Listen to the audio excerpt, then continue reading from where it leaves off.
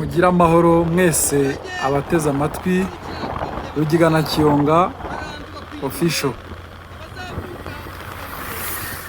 Uyu munsi rero ngiye kubagezaho umwandiko kandi kikaba igitekerezo cyiza cyane kivuga umwana umurizi udakurwa urutozi. Umwandiko ukaba witwa Umwana n'Isega. Kera hariho umwana waragiraga intama za se.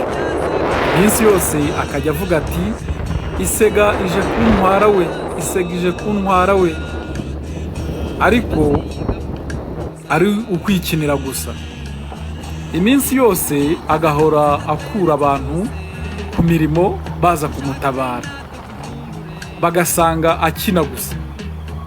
Bukeye babonye yuko ari ukubashuka, bigira inama bati nasubira gutaka tujye tumwihorera. Bukeye isega iraza, uwo mwana kuko yagiraga ubwoba ayikubise amaso arataka cyane ati isega we. Ariko ntibasubira kwita ku byo avuga. Isega yica wa mwana kugira ngo ibone uburyo bwo kurya intama ze. Ni koko umwana murizi ntakurwa urutozi. Ni umugani nyarwanda. Turakomereza kandi ku wundi mwandiko ugira uti intama na Bihehe. Umunsi umwe Bihehe yagiye i Nyanza, isanga basinziriye, iterura ingoma, yigeranye ku manga, ingoma iragwa irivugiza. Bihehe irahunga, ihura n'intama. Bihehe iti wa mugabo we urava he? Intama iti ndava i Nyanza. Bihehe iti hari mateka ki? Intama irasubiza iti hari iteka rica urugomo. Intama yari igizemwo akoba, yumva igiye kuribwa. Impyisi iti wibeshya. Iti intama iti reka dusimbuke iriba riri hariya, nitumara gusimbuka ndakubwira andi mateka y'i Nyanza. Impyisi iti ni koko.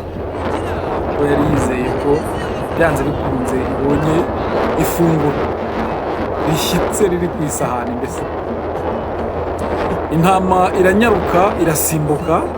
Bihehe isimbutse yikubita mu iriba. Intama irigendera isiga Bihehe muri iryo riba yivurugutamo.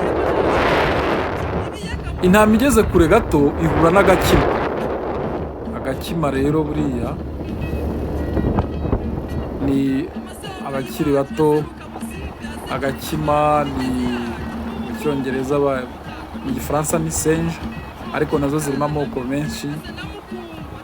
Agakima nyako bakita squirrel mu Cyongereza. Agakima kati ni iki ko wiruka? Intama iti ni Bihehe. Agakima kageze ku iriba kabonamo Bihehe kati urakora iki aho ngaho? Bihehe iti naguye muri iri riba, ariko uwankuramo namugororera.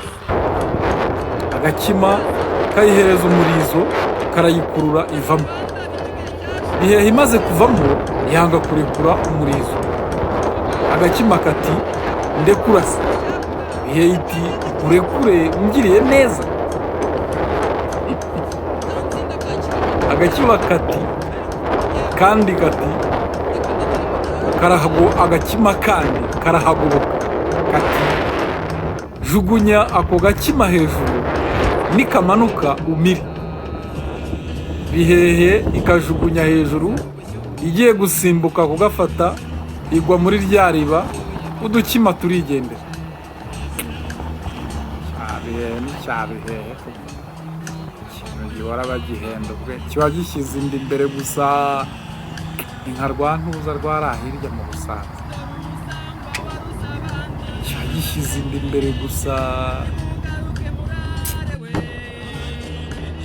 Bihehe iti ayiwe, umushotsi wa mbere unsanga aravuza induru, maze abantu benshi baze banyice.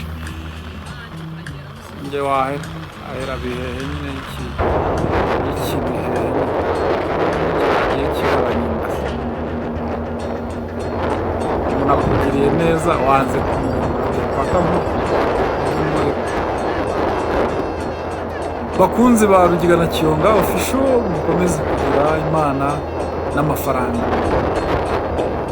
Umusozo w'uyu mwandiko tugiye gukomeza dukurikire umusaza Rugiga na Kiyonga atubwira imigani n'ibisobanuro byayo. Imana ibahe umugisha.